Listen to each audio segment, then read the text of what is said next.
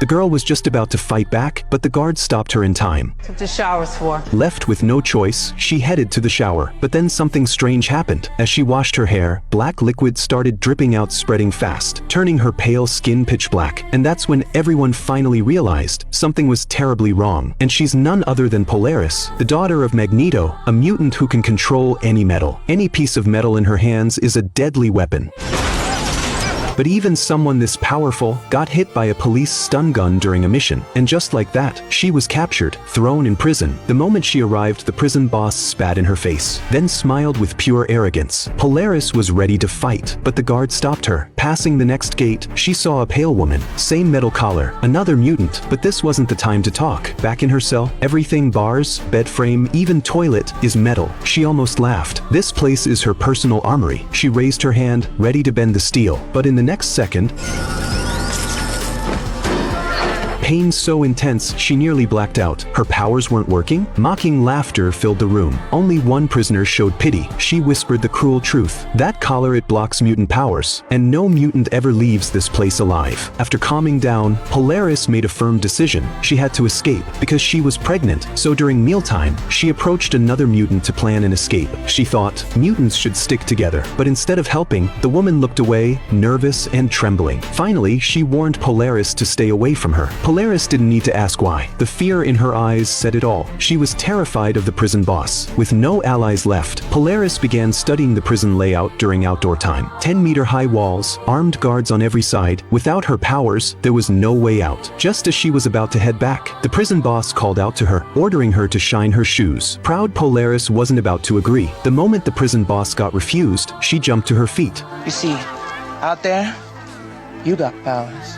But in here, I got powers. Polaris was all about escaping. She didn't even glance at her, just turned and walked away. But then, the boss's lackeys slammed her to the ground, fists raining down one after another, blood dripping from her mouth. I heard you're knocked up. Let's see how tough that little mutant is.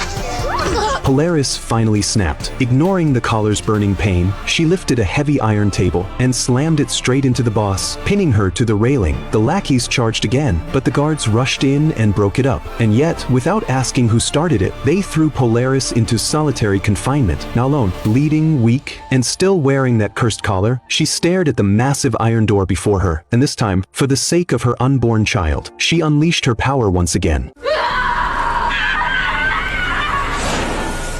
Although the metal door of the cell has been opened, but the mutant collar crushes Polaris, leaving her gasping for air. She has no strength left to escape. Then a guard spots her, all her efforts wasted. To make sure she can't break free again, the prison decides to transfer her. They even build a custom transport just for Polaris, completely wrapped in plastic, where her powers mean nothing. Meanwhile, the other mutants spring into action. They gather all their teammates, hatching a plan to rescue Polaris. They set up an ambush along the convoy's only route. Hours later, the transport appears in the distance. The team takes position. One mutant concentrates, and boom, a tire explodes. The van skids to a stop. The Invisible Man slips in to free Polaris, but halfway there he suddenly flickers, then fully appears. A sniper shot rings out, and he collapses to the ground. Everyone freezes. Their power's gone. Ray looks out the window, and there he is, a man with glowing golden eyes, scanning the battlefield like a machine. It's Pulse, their former teammate, the one who can shut down mutant powers. With no powers left, they fight the old way, bare hands and fury. Amid the chaos, Ray seizes the moment and closes in on Pulse, and slams his fist into Pulse's face. Pulse drops, and instantly, the suppression fades. Their powers surge back to life. Inside the prison van, the guards start to panic. They rush to move Polaris out, but with her cellmate's help, the two strike back, taking the guards down together. Then comes the real problem. There's no metal here. Polaris's power is useless. But then her cellmate said to Polaris, "The metal screw in my leg."